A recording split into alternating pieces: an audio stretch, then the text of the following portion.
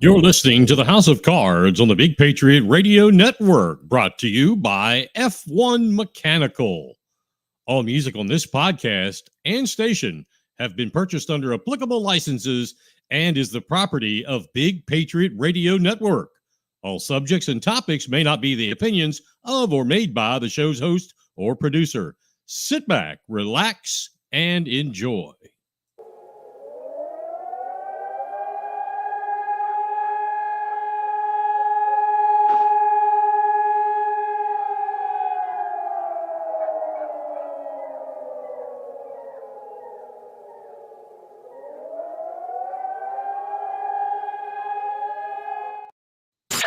Introducing to you. You're on House of Cards, live on Facebook and YouTube. It's going down. Locked and loaded with the truth. And good evening, ladies and gentlemen. Welcome again. It's Thursday. It is time for Beaufort County's House of Cards. I'm Mike Covert, your host, and glad to have you here, no matter where you're coming in from, whether that is Facebook, two Facebook channels, or YouTube, or you streaming it in your car on bigpatriotradio.com or wherever else you're coming from. We're glad to have you there, or here, rather, not there. We're glad to have you here with us.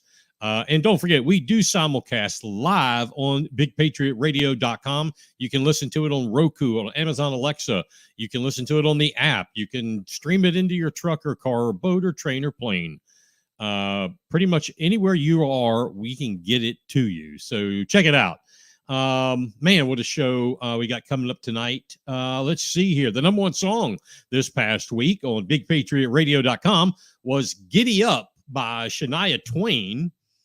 Top listening cities were Rincon, Georgia, and Bluffton, South Carolina. But the number one overall was Beaufort, South Carolina, and I'm sure that's because of the show, the jaw-dropping drama that we unleashed here, and we were the only one allowed in announcing that Willie Terrell was going to run for District 3 County Council. So anyway, we've got a great show for you tonight. We've got our final two candidates that we haven't interviewed during this cycle. They are coming on here in a little while. We've got Senator Tom Davis, who'll be coming on first, running for re-election in Senate District 46, and House Representative Bill Herbkersman running for re-election in House District 118. They're going to be on here. Sorry about that. They're going to be on here a little bit later. So anyway, last week we had, again, one of the most watched shows and listened to shows ever. And you can, that was the live part. When you add in the tape delay or people going back and watching it on YouTube or Facebook, it was just blown out of proportion. Again, we were the only media outlet picked, and of all media types to announce all media types that are out there, we were the one that was picked to announce, let Willie Terrell come on here and announce that he was running for County Council District 3. That he had decided to do a write-in campaign against the incumbent, York Glover, for that seat. I'm still astounded. I really am, by the number of eyes and ears that were listening. But yes, as with anything, there's some drama. So I want to get some of this out there. There were some people who were extremely upset at me for not diving head first, feet first, bottom first into a legal case Mr. Terrell that is out there. Now, everybody should know this by now, but this outlet does not play gotcha journalism. And we're smart enough to know, rather than go down that rabbit hole, that road that leads to nowhere, asking questions about court cases, because you simply can't answer that. Rather than waste his time, my time, and your time, we choose not to do that. Obviously, he cannot talk about any kind of legal case. Nobody can if you're involved. You just don't do that.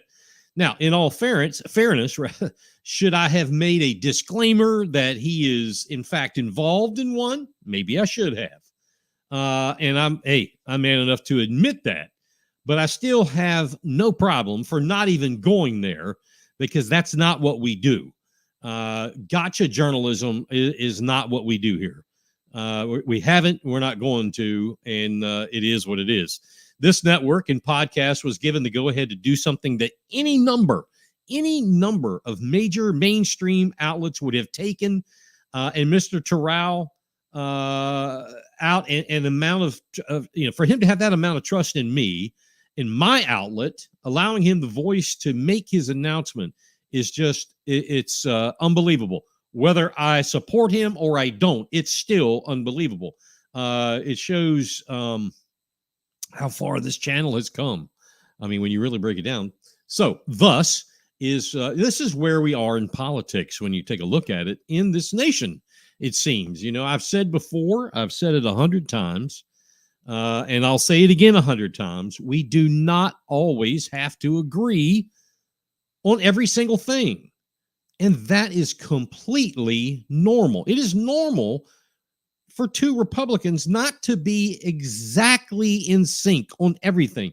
It's normal for two Democrats to not be exactly in sync. Now, I'm not going to say it's normal for two communists, because they have to be in sync or they get thrown into gulag.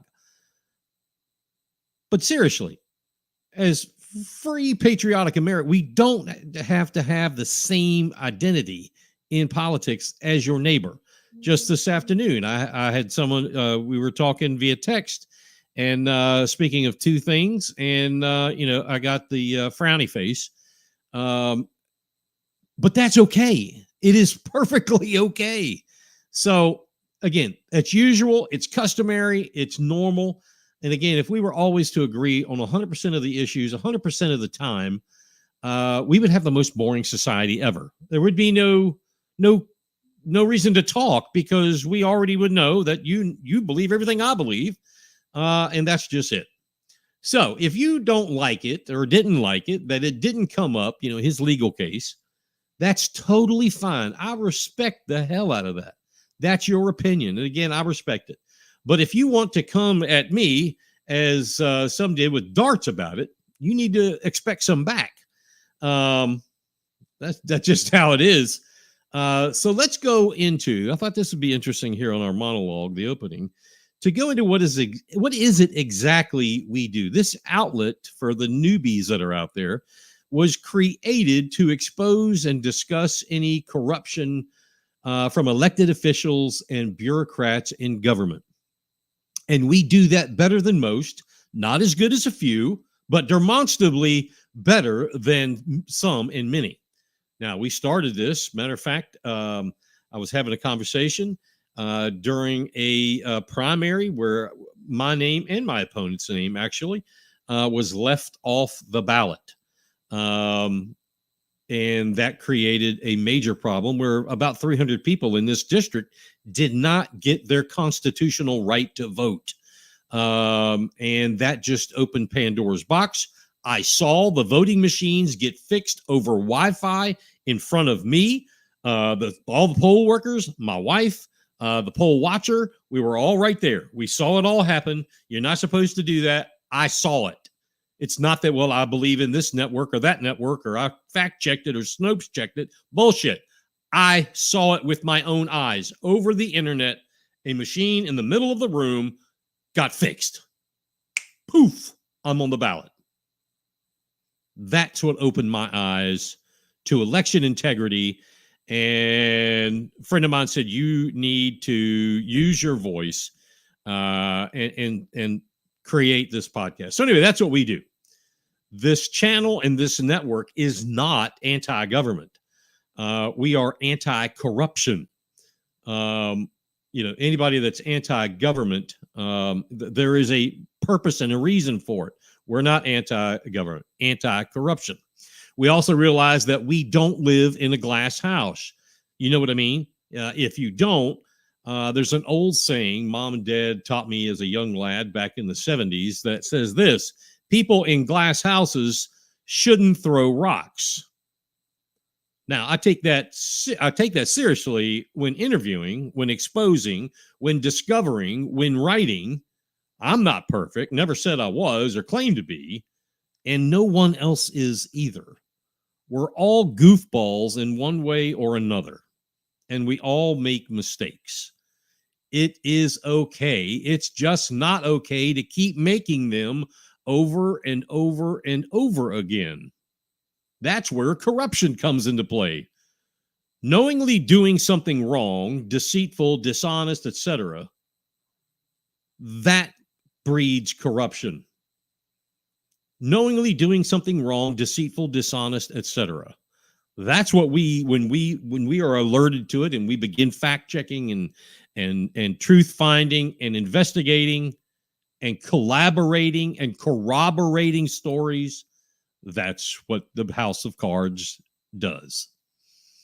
During the last election, we had two candidates for auditor. I repeatedly exposed what I thought to be some damaging content by Mr. Terrell, and I still stand by that. I still believe the things that I said then, and I am a supporter of the current auditor, Mr. David Cadd. However, people have moved on since then. That, for me, is over. What? It's over unless Mr. Terrell revives it, which I doubt that will happen, as he has moved on. What is at stake now is the representation of the people, largely of St. Helena Island, who have been, in my own personal opinion, misled as an opinion by the current councilman. Now, I served with him. We were elected at the same exact time. We were freshmen together, if you will, on county council. So I know him very well. I've always liked him as a person, as a man. And he and I worked on some things together for St. Helena where he needed my support all the way over here in Bluffton. He needed more support than there was on that side of the river. And he needed my support to make it happen. Case in point is the Gullah Farmers Co-op. Without my help and support on that, on this side of the county, it possibly would have never come about. Instead, it is a thriving mechanism of prosperity for that community, or at least at that time it was. But something has happened since all of that. Councilman Glover seems to be in a silo. It has the tentacles of one that, when one goes on a power trip, it has, in my opinion, some of the appearance of that. His focus, according to many members of the St. Helena Island community that I have spoken with, that I have heard from, his focus is singular, and that's too bad. He had the vision. I believe he calls himself a visionary. He had the vision. I saw him with that vision. Now people are telling me that he is singular in focus, and that's too bad. Remember my saying from years ago, if you followed me during campaigns and while in office, I said, quote, longevity leads to complacency, and complacency breeds corruption. That's just a quote that I have. Doesn't mean or it applied to anyone in particular. It's just a quote. Longevity leads to complacency, and complacency can breed corruption. I believe that is one of the reasons why our forefathers, the whole idea, and I probably should have had a date on this, but the whole idea of term limits, when they came about and so forth, would have been, would fit that definition. I personally feel that the people of St. Helena Island have been literally lied to and blatantly misled by a myriad of people no one in particular, for a few years now. And again, I believe that this has to stop. It needs to stop and stop now. Crime on St. Helena has skyrocketed, almost as bad as Burton. And as far as I am aware, and people have contacted me again, I have people all over the county and all over the state, actually. Nowhere to be seen has been Councilman Glover. Someone asked me earlier, I had made a comment on one of the social media sites about crime and the murders in Beaufort proper, and I had made a comment about the mayor, and we'll talk about that later on tonight. And I was asked, what does the mayor have to do with murders or crime? I think was the gist of it.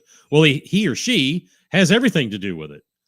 That person, that mayor, that county council person needs to be involved. Our delegation team needs to be involved. We have a problem in Beaufort County, specifically in St. Helena or on St. Helena and Burton, but everywhere, but those two places specifically with murder.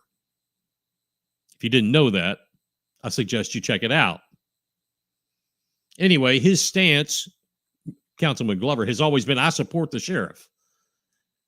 And I agree with that, but that's not cutting it any longer. You can't live in a silo and just say, well, I support the sheriff and his efforts. You need to take a stand. You need to grow a pair, come out and call the crime what it is. The people want to hear from their leaders. Stand up for your community, whether it's York or Willie or whomever. Stand up for your community. Let them hear you. It's because of that right there why I think Willie Terrell is doing this for all the right reasons. Young, energetic, full of knowledge, and willing to be in front of his community and take accountability for what he does. I have never, ever, ever in the history of ever heard Glover say that. I had one friend say to me that, quote, even with that, I just can't look past the past, end quote. And I get it. I understand. I mean, if anybody was hard on him, it was me. There was a few others. Corey was hard on him. I mean, I put him through the ringer, and I stand behind that. I get it, folks, but let me let you in on reality here. The people of St. Helena proper have a choice now. The same old with no representation of questionable tactics or a change dynamically. Are either of them perfect? Absolutely not. Would one do better than the other? Possibly. Which do you choose? Another old saying is, with one, you know what you've got, and look where it's gotten you. Or you have the other, and it's change. The political vitriol in the community needs to calm down and needs to stop. Yeah, I go after corrupt Republicans, progressives. I go hard. Liberals, socialists, whatever you are, libertarians, pescatarian, Presbyterians. I go after them all. If you're corrupt, socialists, Marxists, communists, anarchists, I go after them all. It's an equal opportunity here on this show. But if you're watching right now and you bleed Democrat blue and or anything else, we can have, and this is how it should be, we can have the debate at any time about anything, really. And then afterwards, we can go cook out, go drink a beer, or not. But it's over. It's called civility. And it goes both ways. It goes both ways. I tell this story all the time. The Councilman Vox and I, who didn't agree on everything, even though we were friends, we agreed on most, but not everything. And we had some pretty harsh stance on opposite ends of the spectrum on certain things. And we would debate and we would argue. Sometimes he came out ahead. Sometimes I came out ahead. But when it was done, that was left at the county building. We went on about our business. We went and had a beer on the way home, or we went and whatever. That's how this is supposed to be. Don't confuse my sincere. This is my advice to those who were just so torqued that, that Covert had Terrell on that show, and where's he gone? This is my advice. Don't confuse my sincerity for weakness, as I can bury most in facts. And that's our opening. Everything that rocks is right here. Right here. Let's rock. With Big Patriot Radio. That's what I'm talking about. All right, our first guest, he's been back there in the green room. We're going to be bringing him on. He's been on the show several times and is absolutely, I can call him a friend of mine. I can call him or text him at any time. We have a conversation. He is a good fellow, a friend of this network, and a good man. He graduated magna cum laude from Furman University. Go Dens in 1982, and he graduated at the University of Maryland School of Law in 1985. In 2008, he began the Senate seat for District 46, defeating Catherine Sipes, and he is still our senator for District 46. Currently, he is a member of the Finance Committee and is chairman of the Senate LCI, or Labor, Commerce, and Industry Committee, and quite frankly, is recognized as one of the most respected voices in the South Carolina Senate. Please join me in welcoming Senator Tom Davis to the show. Senator, good afternoon, good evening. How are you? Great to be with you, Mike. Thanks for having me. Absolutely. It's always a pleasure having you on. And as I was saying, you are a friend. And we've had many times where I've brought things to you, and you have, whether it was counseling in state affairs or county affairs, you have always been a voice of reason, and we appreciate that. Well, I appreciate that, Mike. And you've been very engaged in exposing a lot of things locally. And I watch your show regularly, and you keep me updated on some of the granular things at the local level I need to be aware of. So thank you for that. You are welcome, sir. I want to be cognizant of your time, so let's go ahead and jump right in if we can. This race for the Senate seat, District 46, is like 12 days, I believe, from being over. How has the campaign trail been, after you won the primary? How's the campaign trail been this go-round? It's been great. I mean, I actually started last summer. I anticipated this going to be a very contentious election year. I could see the party lines developing early. And so last summer and fall, I began my door knocking campaign. I think I knocked on several hundred doors in a 2-month period to introduce myself to new voters. There's an app you can get called I-360 that allows you to identify people who have moved here in the last 3 or 4 years.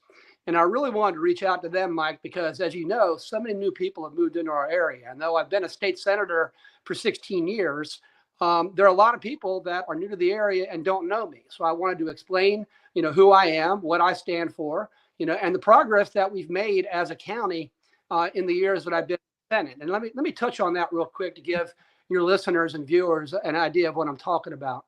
And this, you've lived in Beaufort County for a long time. It used to be the case that Beaufort County taxpayers sent a lot of money to Columbia, a lot of money to the general fund and income taxes and sales taxes and other fees. And we got very little in return. And to underscore that, by way of example, 10 years ago, USCB, University of South Carolina Beaufort, got 38% of the statewide per pupil average for colleges in this state, 38%. And the refrain you always heard up there in Columbia when you made an argument against that inequity is that, well, everybody in Beaufort County is rich and they ought to be thankful for what they get. Well, I'm going to tell you, because of the delegation we have now, and we've got more committee chairmanships in Beaufort County than any other county in the state. There are 24 standing committees in the House and the Senate. Beaufort County delegation members chair 6 of them. Shannon Erickson chairs the House Education Committee. Weston Newton chairs the House Judiciary Committee. Bill Herbkersman chairs the House LCI, Labor, Commerce, and Industry Committee. Jeff Bradley chairs the House Regulation and AI Committee. Chip Campson chairs the Senate Fish, Game, and Forestry Committee. And I chair, you indicated in the introduction, the Senate Labor, Commerce, and Industry Committee. And I also serve on the Finance Committee and chair the Income Tax Subcommittee. And so as a result of all of that, that 38% of USCB per pupil funding that we got, it's now 100%. Same thing across the board with K-12 funding and funding for Technical College and LowCountry and funding for roads and bridges. I mean, across the board, we're not getting an unfair share. We're not getting an over what we deserve, but we're finally being treated equitably up in Columbia in terms of taxpayers getting a return on the money we send up there. So, when you ask me what I want to accomplish in 2025, it's going to be continuing that representation when the budget gets put together to make sure that our needs here in Beaufort County and in Jasper County too are met. And I like to say, Mike, 20 years ago, when I first started in politics as Mark Sanford's chief of staff, a lot of the money went up to the Greenville-Spartanburg area. That was the hot area. That's where a lot of economic development was, BMW. A lot of money went up there. The last 10 years has been the greater Charleston area, Berkeley, Dorchester, and Charleston counties. I firmly believe that the next 10 to 15 years are Beaufort and Jasper counties' years. And we have the needs, and we're going to have the wherewithal to go ahead and get the state funding to help address those needs. I'm real excited about that. Absolutely. And some of the specifics we're going to go into just for a few questions, but you're exactly right. And somebody must have given you some of my notes because you hit on a lot of that stuff. And it is exciting. I was very vocal when with several people, you included. I used to get a kick out of God rest his soul, the late Senator Hugh Leatherman, and the roads in Florence are great. They're awesome, and it's funny how that happened. Matter of fact, you have a video out there of several years back talking about, hey, this is how this works when it comes to roads. So, right. Mitch, you mentioned that you did. I remember, seeing you out there knocking on doors and all that. What was the major things when you knocked on those doors? What did voters tell you? Hey, this is what I'm concerned about. This is where my rub is. What did you hear?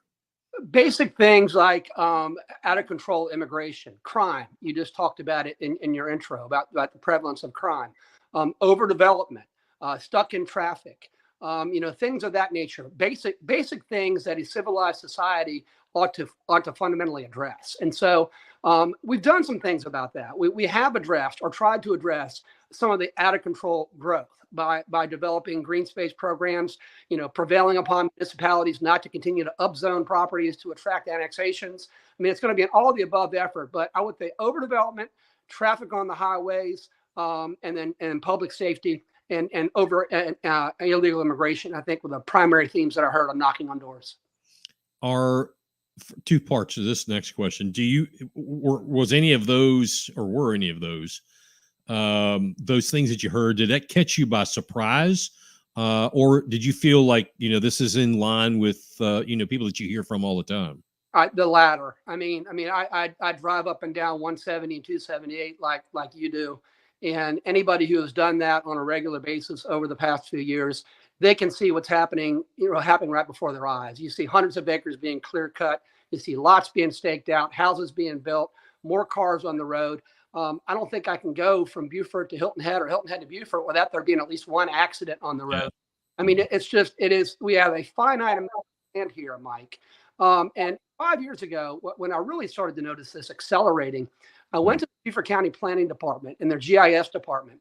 And I said, okay, you guys have the ability to model. I want you to show me if every bit of density that's been approved, that you've already given to developers, okay, it's locked in, it's legal right. You've given developers under development agreements or a planned unit development or whatever it is. If all of that density that you've given away comes to fruition, what does Southern Beaufort County and Southern Jasper County look like? And the result horrified me. It would double the number of rooftops if every bit of density that's been given to developers come to fruition. And it was at that point in time, Mike, I realized we were facing an existential crisis here for quality of life in Beaufort County. We just simply can't afford to double the number of rooftops we have in Southern Beaufort County. Imagine what that does to our watershed with running off into our estuarine system. Imagine what it does to our already overrun roads. I mean, yeah, sure, we're going to try to make improvements to roads. We're going to go ahead and 4-lane, Argent Boulevard, for instance, which is horribly dangerous. We're going to widen 278 as you go out to I-95. But there's only so much road improvement you can do. If you keep pumping more people in, if you double the rooftops, it ain't going to matter if we make those road improvements. You're still going to have the same problems.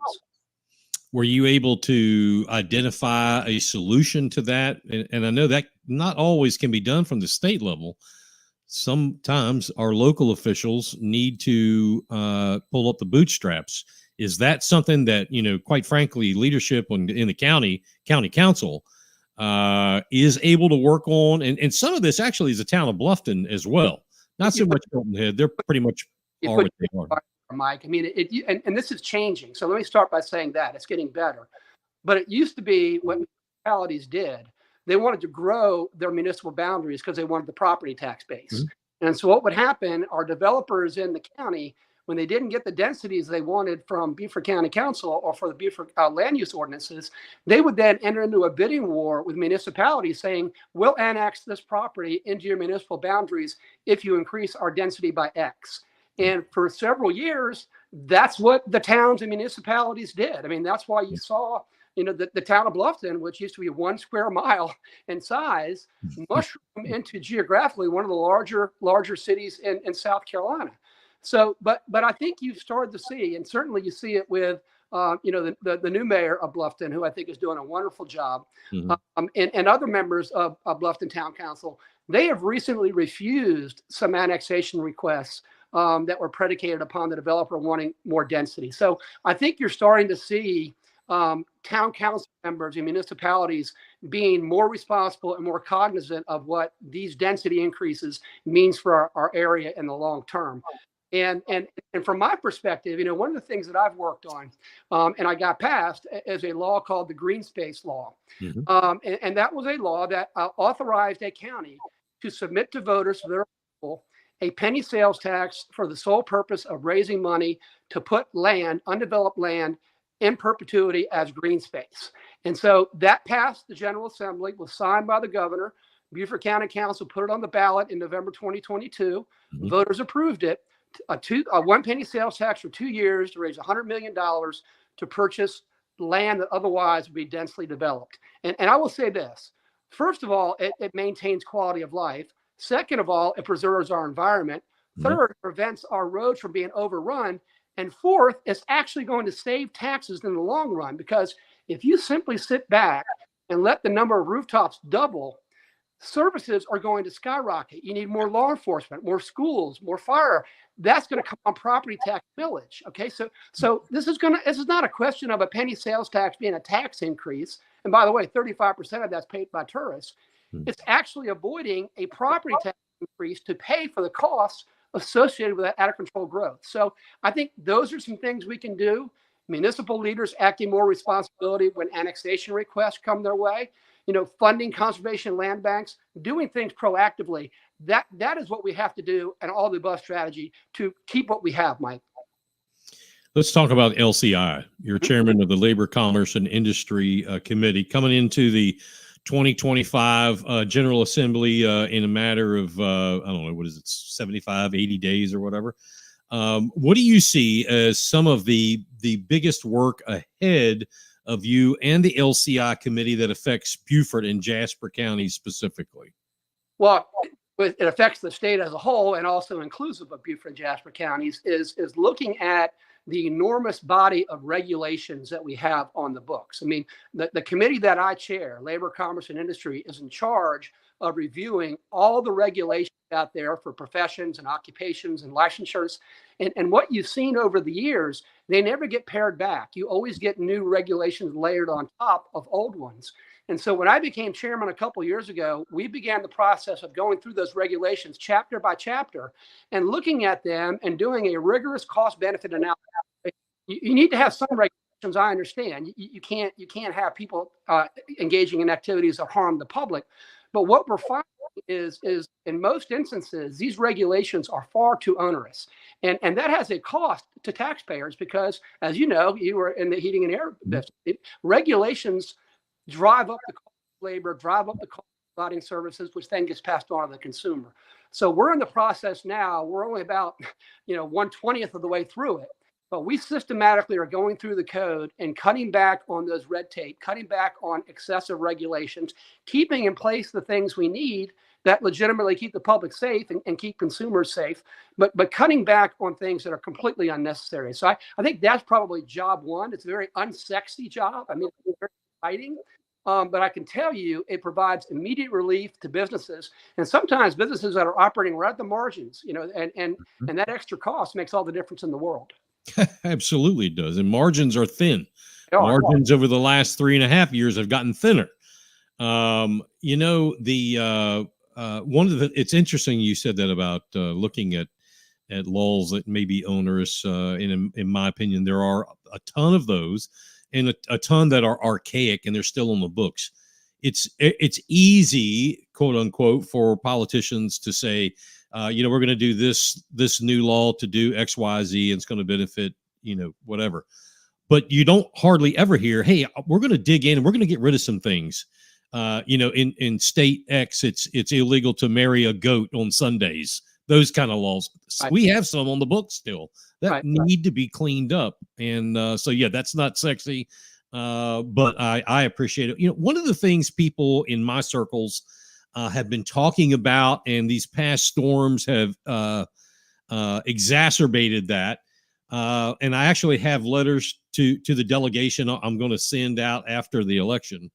But it has to do with burying the electrical lines, specifically in the Pritchardville, Bluffton, eastern Jasper County areas. So let's forget the hurricanes and tropical storms. I mean, a bad summer thunderstorm wreaks havoc on the power here. Is this something, the burying of power line, is this something that the Senate and the House can get together on and see, what kind of funding, what is the process for this? Obviously, it's going to cost a lot of money. Has that been talked about, or is that something you're interested in? Well, increasingly it's being talked about, Mike, because recently with Helene and Milton, you see areas of the state that aren't typically impacted by hurricanes dramatically impacted. I mean, if you go to Aiken or Edgefield or Oconee and those areas, just devastated. And so it's not just us on the coast talking about the damage hurricanes can cause now. You've got legislators statewide. So it then becomes a function of money. I mean, how are you going to pay to put the lines underground? And there's several ways you can go about doing it. You can have the utilities, put a levy upon ratepayers. You can have a combination of a levy put on ratepayers combined with maybe some general fund money that is put into it to assist with it. But it's definitely something that can be done. I was talking the other day with the German consulate and talking about energy. And that's another thing that I'm working on right now. But I didn't realize that in Germany, every single power line is underground. All power lines throughout Germany are underground. The technology is now there. It's not as expensive as it has been historically. And if you take the longer view, it does have some cost on the front end, but factor in the avoided cost of not having to repair the lines into the future, it becomes economically feasible. So it's a matter of again, it's all about scarcity. You got scarce dollars, and where do you want those scarce dollars to go? And I think because of what's happened recently with the last couple of storms that came to South Carolina, there is a stronger political will and a broader political will to tackle that problem in 2025. And I do think you're going to see that debated. Because it is, it is a matter of scarcity. I think, the equivalent to this would be how do you eat an elephant? Well, you eat them one bite at a time. And I think there are places, and just again, specifically talking about this region, specific areas that, should be talked about first, second, third, and so on. Just as a matter of good practice. And you're right, Mike. And I've learned to think in those terms too. I mean, I first came into the Senate, I wanted to solve things overnight. I wanted to implement things and make change immediately. I get it. Yeah. What I learn over time is you do eat that elephant one bite at a time. And the best you can do is move things in the right direction, put in place the right fundamentals and get us on the right course, and then have somebody come along behind you to continue that into the future. So you get more realistic the longer you serve in office. You don't get discouraged, you don't lose hope, but you also become more realistic in terms of, the timeline to accomplish the things that you want to accomplish. something that you were working on years ago when I was on county council. There were a couple of things that I decided that I wanted to, and I don't want to use the word help, but I wanted to also champion because I believed in them so much. One was medicinal marijuana bill that you were working on, and the other is the Jasper Ocean Terminal. I have, made speeches at same places that you have, and I remember working, close enough as a councilman, with you as an advocate for support of this. And I'm still a huge proponent. I have an office over in the Riverport area now of Hardyville.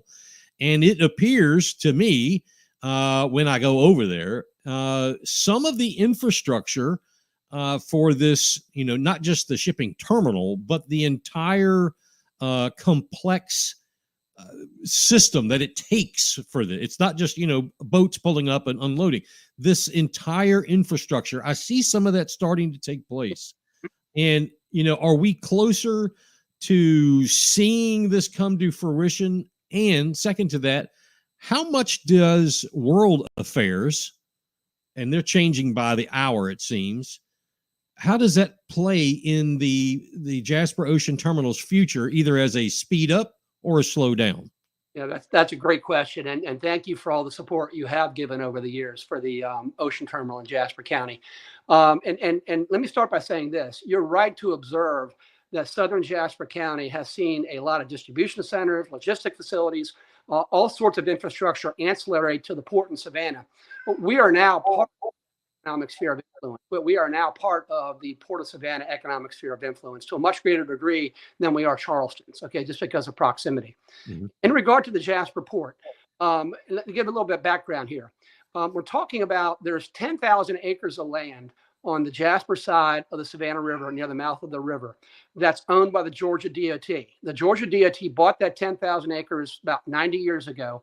And for the past 90 years, they've been depositing spoil and dredge on that site and then wicking it out, putting it down and then putting, more spoil on top of it to now the 10,000 acres looks like the surface of the moon.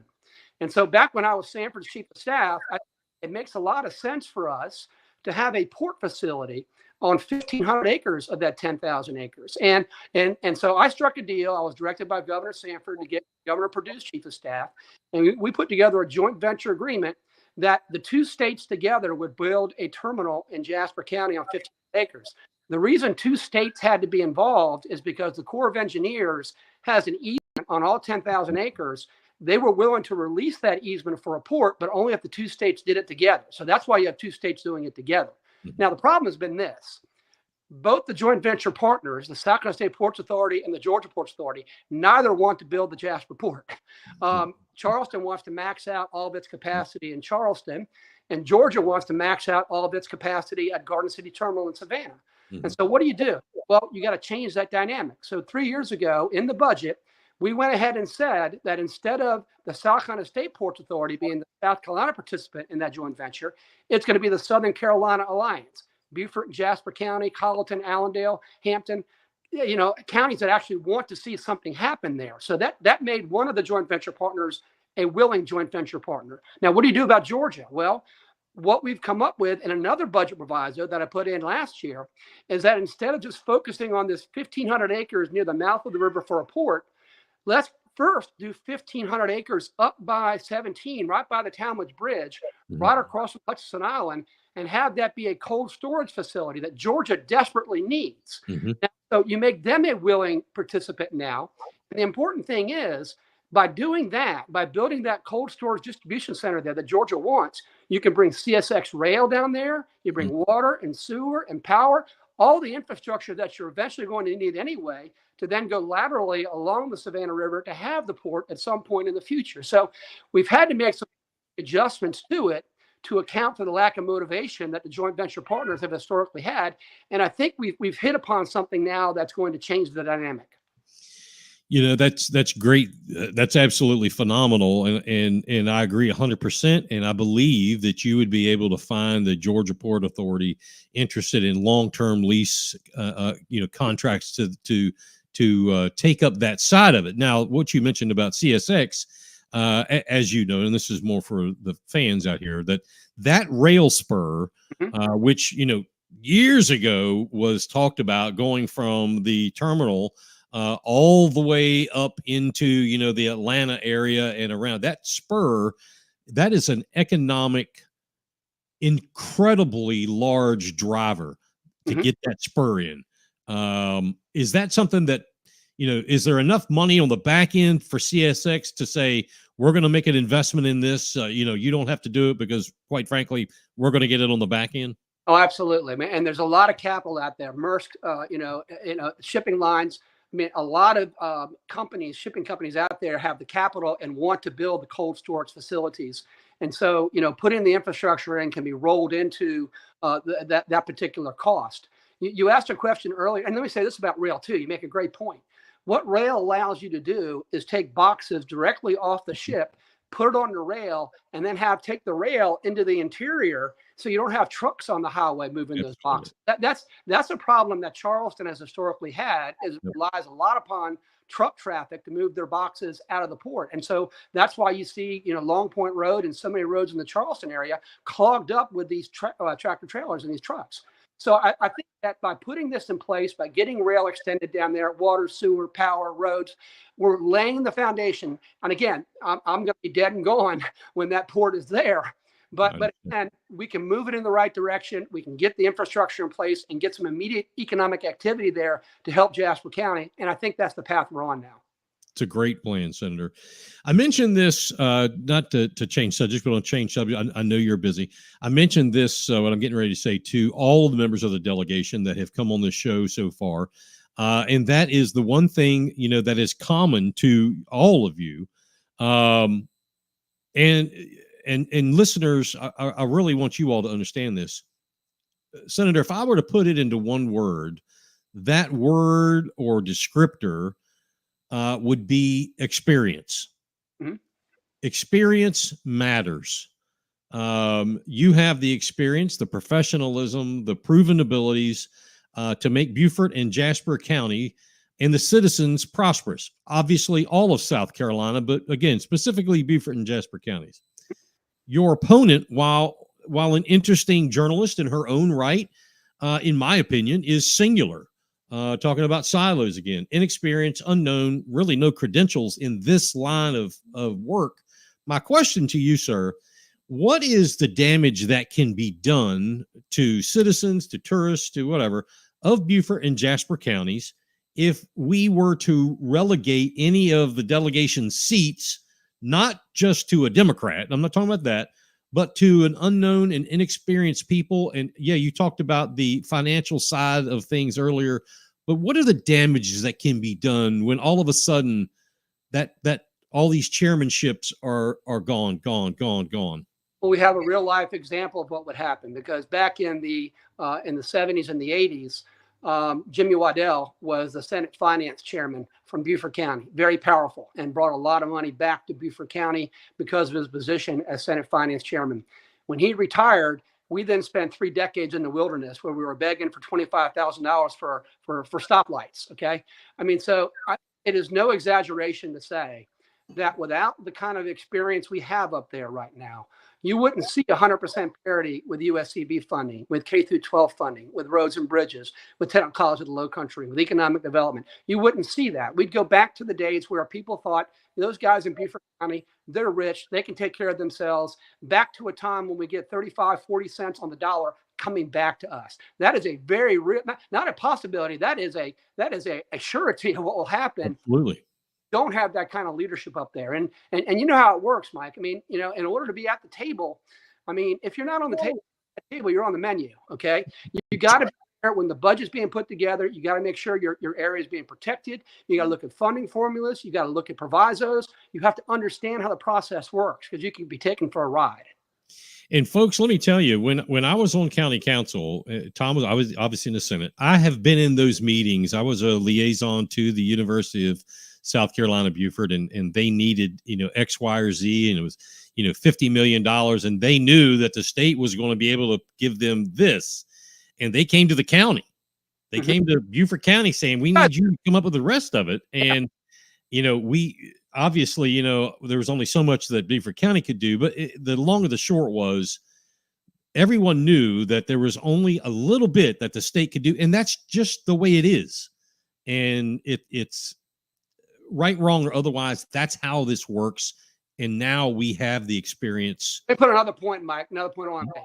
We have funded, and you will start to see beginning in January, I-95 being widened to 3 lanes in each direction from the Georgia-South Carolina line, including the bridge, 3 lanes in each direction, all the way to exit 8. That is permitted, engineered, funded. RFPs are being issued. You're going to start seeing that work done. We're already now working exit 8 to the Walterboro exits, doing the same thing. I guarantee you that if Weston and Weston Newton and Bill Herbkersman and Sharon Erickson and I aren't up there with the DOT secretary beating on his door, upon that, that gets pushed back onto the back burner again. And that is just too important a project for us to get done. And really, that is now being done, should have been done years ago, but it's only recently that we've gotten the wherewithal to insist upon the funding. That's why you see it happening. Right. Absolutely right. You're dead on. And the same thing applies here locally on local dollars. Jasper County used to be, the redheaded stepchild of Beaufort. It was you've got Beaufort County, and then there's, Jasper's next door. Look, and I remember saying this, that one day that's going to change. And that day has been here for a few years now. And you've been part of that. Let me ask you something. I've got some questions that have come in. What is your view on the ballot measure to change, quote, every citizen, in quote, to, quote, only citizens that's on the ballot this November? I'm in favor of that. And it's not just optics, and it's not just a feel-good amendment. It is the ambiguity in the current language has been used by other states and municipalities in other states to allow non-citizens to vote in municipal elections. This particular change, the tightening up of the language, would completely forestall that possibility. Now, it's not happening currently in South Carolina. Okay, let me not mislead people in that regard, but it is happening in other states and other municipalities. And so by doing this, we button that up and tighten that up and put that to rest. I absolutely should vote in favor of that constitutional amendment. I've also got a question asked. Will you be willing to come on the Overton Report show with Corey Allen? I'll come on any show that people invite me on. I mean, anytime that I can get out there and talk to people and they ask me questions about the issues and I can talk about what we're working on and I get a chance to answer questions, I'll always take advantage of that opportunity. Awesome. And you have been always willing. Last thing, just a few days left. What message do you have for anyone who isn't already checking the Tom Davis box? Maybe they're on the fence. Maybe they're teetering. They're not sure. They're new. Mm-hmm. They don't know Tom Davis. Apparently there's a sports professional named Tom Davis. Maybe they think that's you. No. What do you tell them? A congressman from Virginia named Tom Davis, and I still get some of his mail that I'll forward on to him. And there was a comedian named Tom Davis who used to be partners with Al Franken. Remember Al Franken and Tom Davis on Saturday Night Live? That's right. I would say, the things that they care about, the quality of teaching in their classroom, making sure that classroom pay in Beaufort County schools is at statewide par, making sure that our roads are safe, making sure that our estuarine system is clean, making sure that USCB has the opportunity to expand its programs, making sure that all the things that a healthy community wants. If you don't have experienced delegation up there fighting for those things, you're not going to get them. Or actually, you're going to get them, Mike, but it's going to be like with USCB. The county's going to have to step up and fill the gap. And guess what? They finance that by putting millage on property taxes. Right. Your taxes go up. So it is a question of, I think, just bread and butter issues. I mean, putting aside all the typical things that maybe distinguish Republicans and Democrats, and we can talk about that another time. If you're new and you're uncertain, focus on just the basic things, an equitable amount of money that we send to Columbia coming back into Beaufort County to address our needs, fundamental things. That's something that this delegation can deliver on right now. All right. Senator, we're going to have just a reminder, the F1 Mechanical Election Night Show right here on the House of Cards at Big Patriot Radio. We're going to be sending you a link where you can, at your leisure, hop on and that night and tell us, about the victory, about the party, a shout out to the constituents and so forth. That's going to be coming up on Election Day. Senator, I want to tell you that obviously I wish you the best of luck. We are in your corner and support you 110% Tom Davis, ladies and gentlemen. Appreciate you, Mike. Thanks for having me. Thank you.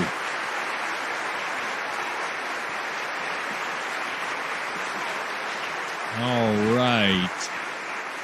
It is 7:58. Wickedness and filth this world has to offer. Rock music that shatters your bones. Big Patriot Radio. That's some serious rock. And you're responsible. You know if your home's heating and cooling system is working properly, safely, and efficiently? Call F1 Mechanical in Hilton Head, Bluffton, and Beaufort, South Carolina, as well as Greater Charlotte, North Carolina, for immediate service or inspection. Don't wait weeks. Call 843-284-9156. 284-9156 today. 24 hours a day, 7 days a week. That's F1 Mechanical, 843-284-9156. Call now, and all customers with gas furnaces will get a free combustion air test. All right, it is top of the hour here on Beaufort County's House of Cards on the Big Patriot Radio Network, Facebook and YouTube. It is top of the hour, 8 o'clock. While Senator Davis was closing and signing off there, getting some information. Representative Herbkersman has reached out. He is stuck in a airport with a layover. Won't be back here till very late, so he will not be able to make it tonight. However, we are going to, I'll probably get with him and tape an episode, then play it in the next day or so. So be on the lookout for a special show. We'll call it that, with Representative Herbkersman. Yeah, we'll just move along that way. But first, it was announced, check this out. It was announced recently that Beaufort County won a certificate of achievement for excellence in financial reporting for fiscal year 21 or 23 rather. I have to ask, what in the hell is that? The entire county is under investigation of financial wrongdoings all over the place. Malfeasance or misfeasance or something, and now there are indictments being passed around like Halloween candy. Then the GFOA, that's the Government Finance Officers Association of U.S. and Canada, gives them an award. You see, the GFOA award is about the timeliness of something called the CAPFR, or the Annual Comprehensive Financial Report. It is rubber stamped, the award. It's a rubber stamp award. If you turn in all the documents and they don't find any errors, quote unquote, you get the award. I questioned it back in the day in 2016 through 2021. I questioned this because the much acclaimed financial audit is done by the firm that the county hires. That is the fox guarding the hen house. It isn't forensic. The audit is not forensic. It's not remotely forensic. It's strictly a balance sheet, a ledger check. That's it.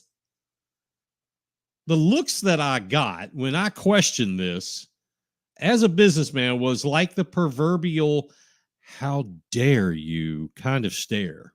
How dare you?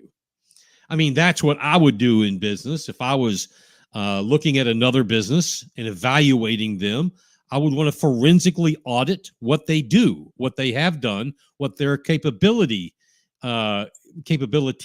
are. What idiot gave them an award? Yes, that is the GFOA, the Government Finance. What is it called again? It is the Government Finance Officers Association of U.S. and Canada. About the CAPFR. Every county has a CAPFR. Anyway, if I was in business, if I wanted to, overlook a new company or whatever, or buy something, you study it, you audit it. It's not a rubber stamp award. Don't get me wrong. I appreciate all the workers in county and town governments. I appreciate every single employee of Beaufort County, Jasper County, your county. They have a hard job. They usually have great benefits and shitty pay, typically, unless you're at the top of the food chain. Anyway, it's not, and the finance department folks are always awesome. This is not their fault. It's leadership, and that begins at county council, chairman, vice chairman. They know it, and I know it. The award looks good on a shelf, but means about, well, nothing. It means the people we pay to do a job did their job. So let's all get a trophy. As a side note, I will mention that within the past 30 days or so, a group of us did meet with the new administrator, Mr. Michael Moore. He was extremely courteous. He listened intently to us. He was present in the meeting, not just there. He was present. He was active. We each had information, and there were 3 former county council members, one researcher that we are friends with, and we represented two other former county council members that couldn't be there. That's who made up this group. We each had information to share with him about a plethora of buried bones, as they say. We advised him on several pieces of the puzzle that he either was not told about or was lied to. They're just buried bones. He may have been given some bad information from county council, but again, he listened intently.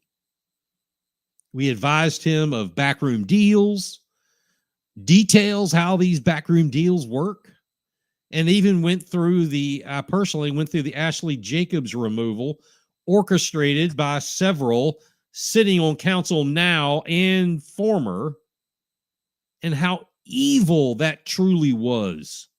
How evil. And I hope all of them are watching, because if you took part of that, that is evil. That is evil.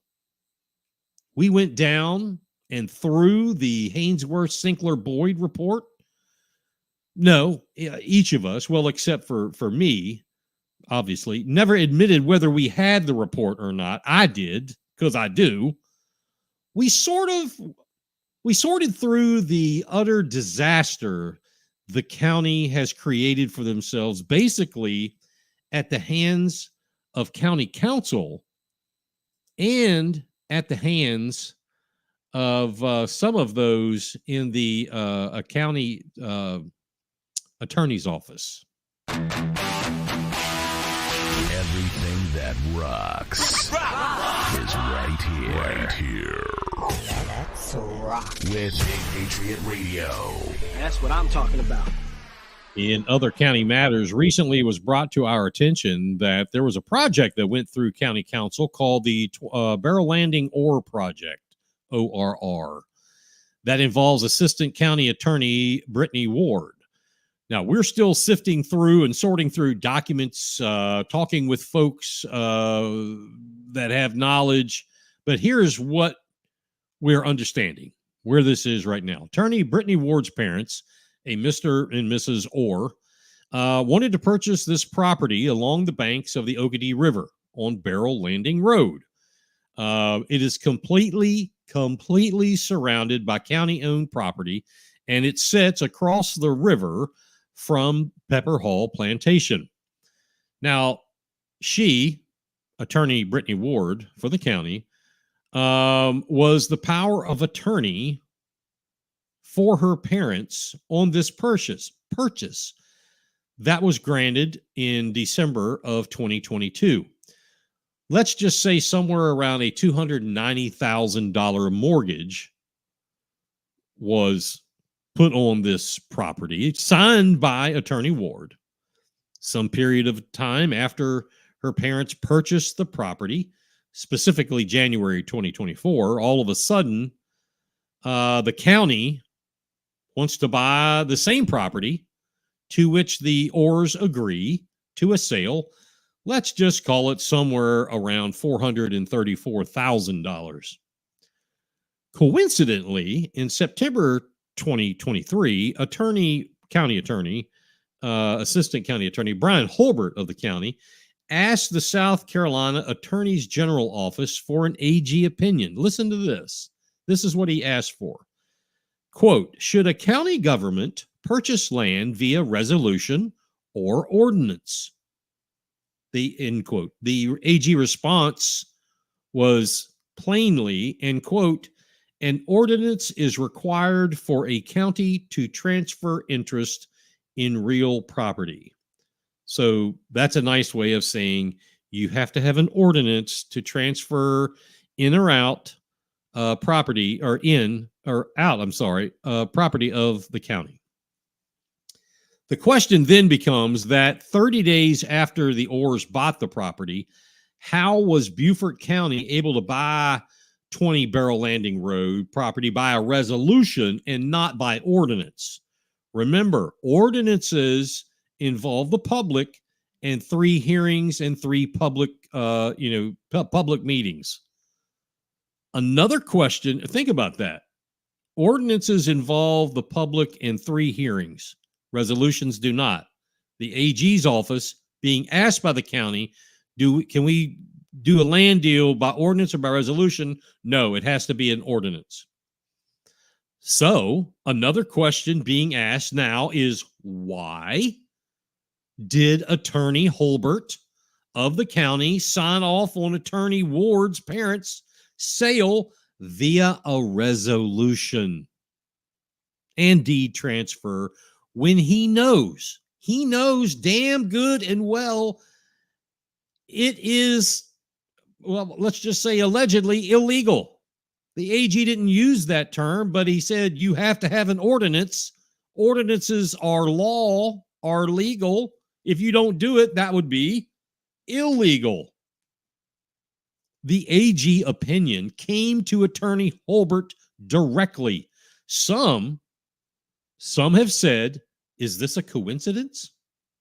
One of the researchers we have a lot of trust in has forwarded information that all of the meetings of county council in rural and critical lands, their meetings and videos have been researched, and there was never any mention of the Mr. and Mrs. Orr being Attorney Ward's parents or of any due diligence and or appraisal. Councilwoman Alice Howard, did you know about this? Would that not be normally let it out? Hey, by the way, our assistant county attorney's parents are the ones who are buying this. Why would you not? Why would you not follow the law? Why, Attorney Holbert, knowing what the AG told you, you signed for it, you did it anyway? Howard, Passament, McKellen, did you all know about this? This happened under your watch. You are either incapable, inept, useless, or just plain oblivious. If you say you don't know anything about it, I don't believe it. I don't believe it.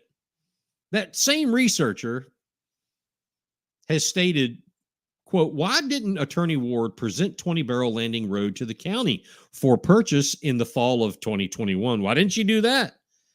For $290,000, I think it would have been a no-brainer and saved me and you an extra $144,000, end quote. That's what they made off the sale. Also, quote, this researcher said, who did Attorney Ward work with to facilitate the purchase of the property by her parents, end quote.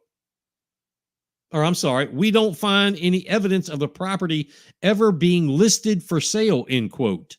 Who did she work with to facilitate it? And why was it never listed for sale? Is it an inside job? I don't know. Also, it's now being asked around Beaufort that, quote, did Brittany or Attorney Ward abuse sensitive information and contacts she obtained solely because of her position with the county in order to financially benefit herself and or her parents. End quote. Those questions are being asked. Again, that was a quote from someone, a researcher. People want to know, did you financially benefit from this? Did you abuse the information? Attorney-client privilege. The county throws that out.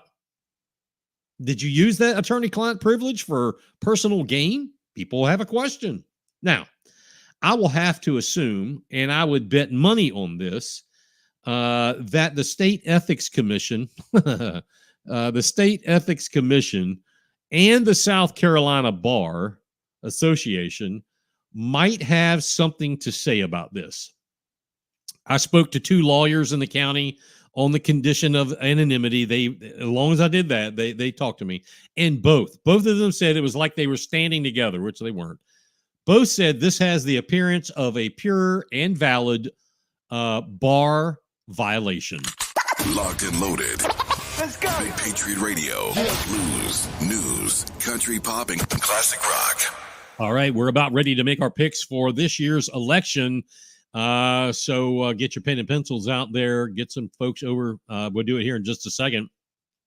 But first, the Democrat Party, they had a party. They had a big rally the other night at the Oyster Park on Wharf Street in downtown Bluffton. All 32 members showed up. Seriously. It was about 32 members. I did have someone there videoing for me. The event looked to be, it was like as many candidates as there were people. It was, when I say there was 32 people there, that's kind of what I'm serious about. Yeah. It was poor turnout, for anybody. Anyway, the candidates that spoke, with the exception of Gerald Dawson, had the same thing to say. Quote, "We are women, and you should vote for me because I am a woman," end quote, sort of thing. That's what they all said, other than Gerald Dawson. He didn't say that. But the rest of them, that is their singular point to make. I do want to say that I appreciate each and every one of them. I do appreciate them for getting involved and jumping into the race for elected office.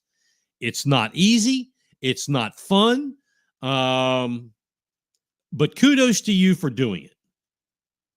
Hopefully you all learned something, that you can't take, what the party tells you and just be their robot or their puppet, because the party will lead you down a very dark road. And I think all of them are brighter than that. Well, a few are. There's a few that, they have campaign managers that would drag them into the depths of the abyss if they could. But they're better than this. Anyway, let's get into our picks for the 2024 election. Here we go. South Carolina House District 121. Shelley Gay Uhas is our choice. The incumbent is one of the nicest guys I have known. I consider him genuine. That is Michael Rivers. But this district, heavy St. Helena, again, as I said at the beginning, has been let down. And in effect, it's been kept down. Yeah, the foot has been placed upon the people of St. Helena by the people that represent them. Her advocacy, Shelley Gay Uhas, for children and education is a big plus. Her background as multiple business owner is definitely needed. Her being there, I've seen her at community meetings, barbecues, football games, school events, farm supply swap meets. That shows her willingness to be a leader for all of St. Helena, Beaufort, and Burton. South Carolina House 118. We haven't had him on the show yet. We will, but Bill Herbkersman is the clear winner here. His opponent just doesn't have the experience, the knowledge, or the backup data and knowledge to fulfill this seat. Again, Herbkersman is going to be this coming session, the chairman now of the House LCI committee. Very, very prestigious and powerful. South Carolina House 123, Jeff Bradley. Clear winner here. Bradley has been picked by, I believe it's by the speaker who does that, Speaker of the House, or the Majority Leader. I think it's the Speaker. To be the first chairman of the Artificial Intelligence and Cybersecurity Committee. That speaks volumes. His background in business and in finance are 10 levels ahead of his opponent. Not even close. South Carolina House District 120, Weston Newton, is also the clear winner here as well. Newton, chairman of the House Judiciary Committee, is spoken about in some circles as a possibility for Speaker of the House one day. His opponent, a single issue opponent, is a champion for abortions. She had it on her website or Facebook page until I called her out for it, as that what she said it. That is my platform, is abortions for all. She said it. She has no other platforms aside from the platitudes that the Democrat Party since then has been giving her, and she just repeats. It's rinse and repeat, rinse and repeat. Thank you. May I have another?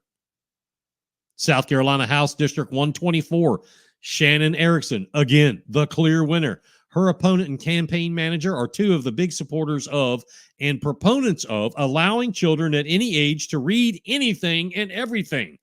There is no porn off limits, according to them. They advocate for transgender surgeries of youths and chemical mutilation and castration for children. They think that that's perfectly fine. All of this is something that Erickson is against. Representative Erickson chairs the all too important Education Committee, which will become even more important once the Trump administration begins to, hopefully, shutter the Federal Department of Education.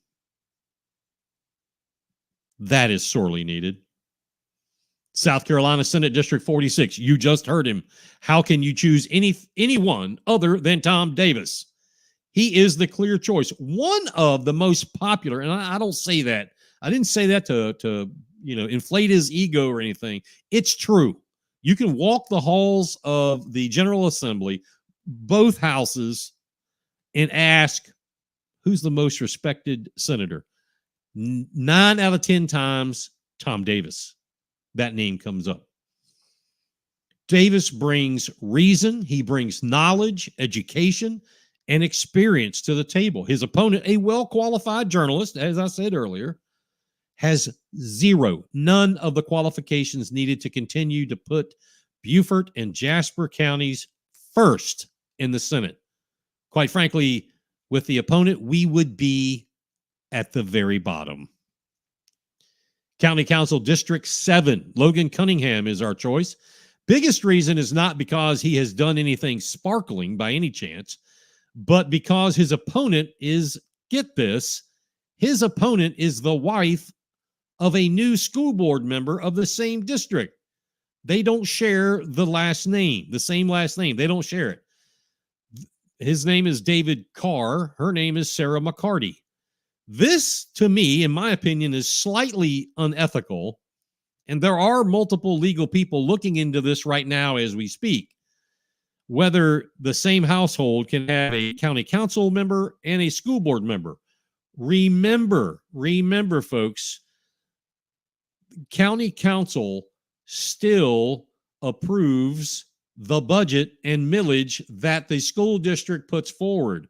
I heard one county council member say he doesn't know what he's talking about. No, we gave them autonomy. Wait a minute, Castro. No, you haven't. You may have voted on what you want, but that has to go to the state delegation. And here's a little bit of advice. The state delegation isn't into this. They're not into it. So you still have the responsibility as a county council. But for this particular argument, you've got on this pillow the county council, and on this pillow, you've got the school board. Pillow politics. It's a real thing. And I think that may be unethical. Mr. Cunningham, you need to remember who you work for. Seriously, take that. That's not a jab. I'm giving you solid advice. I'm giving you a solid. You need to realign yourself with conservative values, or I'm telling you right now, the next 4 years are going to be extremely rough.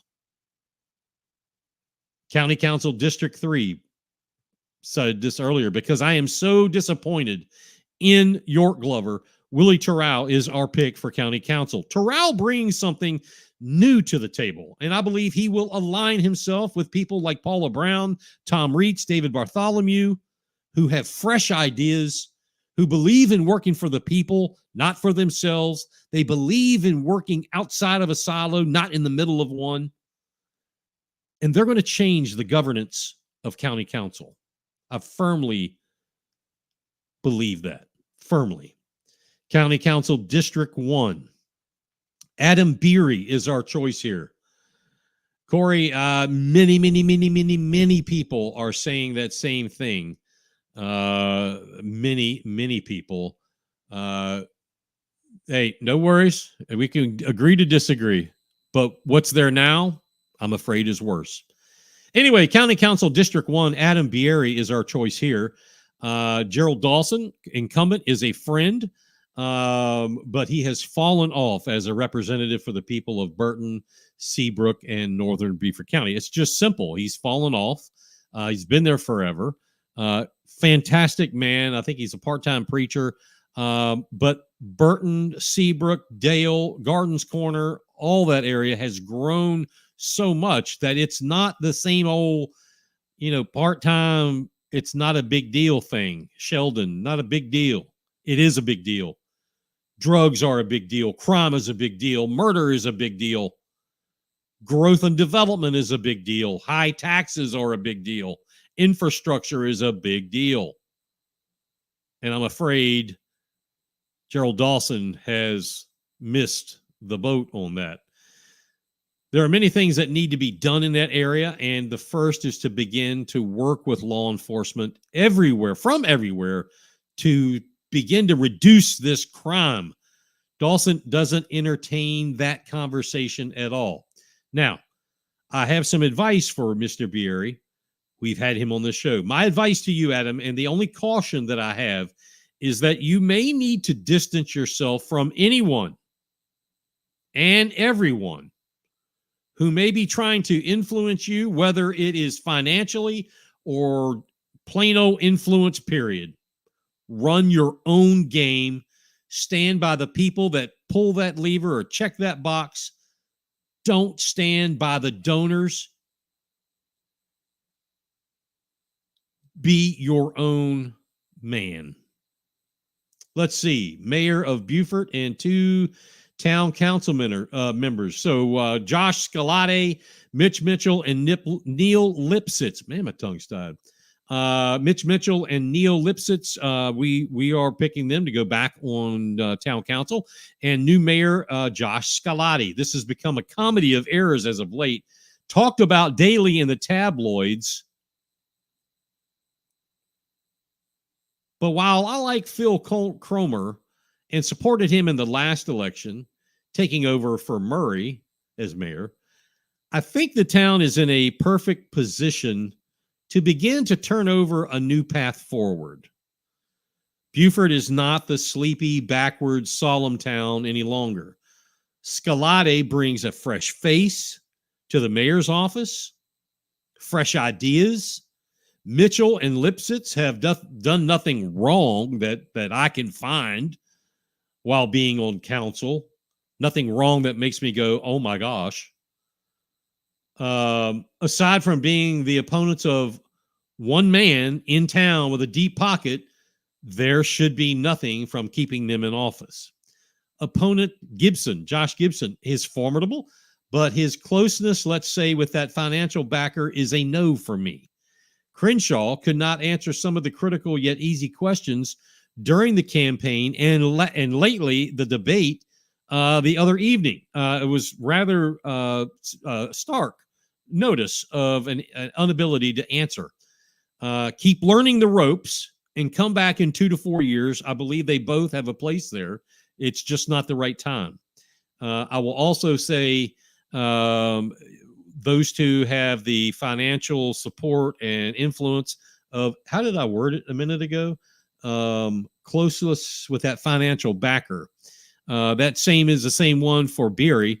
And fortunately, I think he's got a leg up on Gerald Dawson. So I think you can see where I'm going with all this. Anyway, Hilton Head Town Council wards 1, 3, and 6 are up for grabs. In Ward 1, Alex Brown, incumbent, and Daniel Anthony bring some good ideas and suggestions and recommendations. Because Alex Brown supports the current super slab project of the bridges and Anthony doesn't, I am leaning more favorably to Daniel Anthony. Generally speaking, I like Alex Brown, but it appears to me that he does not have the Gullah people and Native Islanders' best interests at hand when it comes to the 278 corridor plan. I know he says that he does, but when I look at all of the data, it doesn't appear to me that he does. If he was more about protecting their lands rather than what appears to be selling off more of their lands, giving them more commercial frontage, that's not saving their lands. That's selling your soul for $1. Okay, so you can have Gullah businesses. That's fine. That's fine. But you just destroyed the land. If he was doing that, I might feel different. If he wasn't selling off the place for a corridor, I might feel different. Also, I liked the privatized method Anthony talks about with affordable housing. Brown is solely a government-led and run answer to the problem kind of guy. I get it. And that's coming from his responses. He's more government, and Daniel Anthony is less government.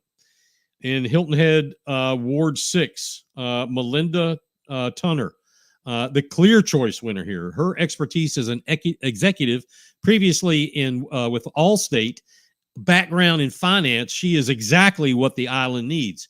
I can see she and Councilwoman Tamara Becker being a fantastic duo for the town of Hilton Head. 14th Circuit Court Solicitor has no opposition. Neither does School Board District 9 or 6. School Board Seat 7 has no opposition, but I caution you again, as I said it earlier, the husband of District 7 County Council candidate Sarah McCarty is going to be her husband, David Carr. Again, I find that ethically questionable. Pillow talk politics has no place here. This could be a big problem because of pillow politics. Jasper County Sheriff, clearly Sheriff will be Chris Malfris. Second to none, Jasper County. If you want to lower your crime rate, you want to seriously put a dent in the drug trafficking, human trafficking, you want to lower these numbers of murders and shootings, then Chris Malfris is your answer. He has the ability to bring lowered numbers of all those categories back to Jasper County. Let's see. Other Jasper County races. We're picking Jeremiah Wagner for coroner, John Kemp at large county council, Joey Roll for the Pocataligo District County Council, and county council for Robertville area, Chris Van Giesen. Let's see here. I think we have a comment or two. Let's see. Oh, they're talking to each other. Ballot questions for Beaufort County and Jasper County. This is super important. Question 1 and question 2. Speaking of the Beaufort County ballot, approving a sales tax for infrastructure or transportation for an extra 1%. It's not a penny tax. It is a 1%. For $950 million in taxes for transportation. And question 2, a $515 million Go Bond initiative. It's a solid no. We've talked about this. I've posted about this. The 2018 sales tax transportation initiative for 1%. The tax has been raised and it's been obviously spent, but they only completed 4 of 34 projects. Where's the money, Beaufort County? This is $950 million. When you add the projects up, they only come up to $900 million. That extra $50 million apparently is for more green space putting money in green space. $950 million for 15 projects. So you've got 15 to do, plus 30. That's 45 still outstanding. And you want another $950 million after asking for $1.6 billion. The $515 million GO bond is so they can go ahead and get started and get it paid for, because $515 million worth, because they don't have the money. We teach our kids, or we should be, you don't extend yourself. That's not wise throughout your life, to be in debt to a credit card. Beaufort County is getting themselves in debt to credit. All right. Question 3, a wording change to the South Carolina Constitution. We are a big yes. As the senator answered a question, we agree with that. The words every and only, talking to citizens, have meaning. Currently, if a locality or a county wanted to allow every person that lives there to be able to vote, they actually can do that. No mention of citizenship is anywhere. With the change to only citizen, that moves out illegal aliens from being able to cast votes. There has been a lot of talk around here this week, all over the county, about this, and more so as we're getting closer. Some people are actually seeing this for the first time. And yes, I agree. The wording of the question on the ballot, you can go check it out at scvotes.org, is poor. It's poorly written. It's written by a lawyer or a law clerk. I suppose they can't give an explanation of the question, afterwards. So some folks have reached out, and I want to make sure everybody is crystal clear what it's about. If you want to protect the election system where people who are not legal citizens of this country cannot vote, to be not able to vote, then check yes. If you don't care and any Tom, Dick, or Harry that lives here can vote, then check no. U.S. Congress in the 6th District, we're voting for Duke Buckner. Nancy Mace in the 1st District. Trump Vance rounds out our dance card for the night, and I don't even need to explain that to you. We believe Donald Trump and Vance will be the 47th president and vice president come in a few days after voting has happened. It won't happen that night, but a few days later, we think they'll be carrying the torch back. Everything that rocks is right here. Right here. Let's rock. With Big Patriot Radio. That's what I'm talking about. All right. We are off next week. Next week, we are off. It's Halloween. Next Thursday is going to be Halloween. Tune in to bigpatriotradio.com that evening. I think we're going to do it from 7:15 to 8:15, then like 8:20 to 9:20, something like that. We will have Halloween special effect music. Turn on the speakers and blast it. It'll be a good old time.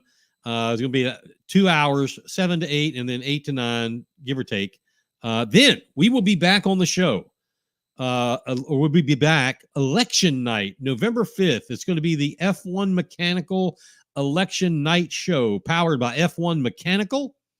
I'm going to be the host right here in the studio. Corey Allen is one of the co-hosts, and he may be coming to us live from Washington, D.C. We're also going to have a co-host in Andrew Southwick of Culture Crossroads coming to us live from Florida. So we're going to have people all over the place. There are other folks who may be co-hosting this with us from across the state.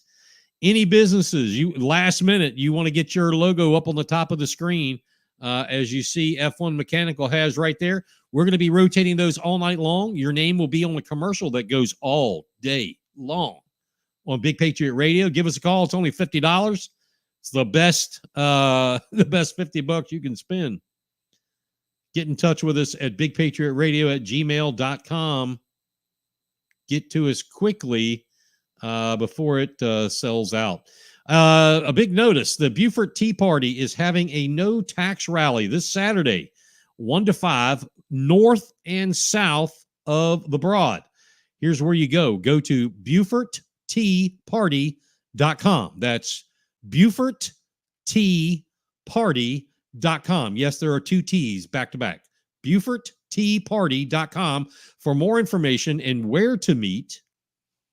That's coming up this Saturday. Get out there and get involved with saying no to the added tax. Thanks to Tom Davis for coming on tonight, and to all of you for tuning in. Special thanks to those of you who are part of the donors on Venmo, Facebook Stars, or on our Facebook and Patreon page. We appreciate you. Go to our Patreon page. You see scrolling below, and you can make a contribution or go directly to Venmo. Your donation is what helps keep independent journalism alive and well and bringing these shows to you. I encourage everyone to pay attention directly to what's going on around you and around the world. And be sure you and your family are safe. We'll see you again on election night, right here on BigPatriotRadio.com, on Facebook, and on YouTube. Until then, good night and watch your six.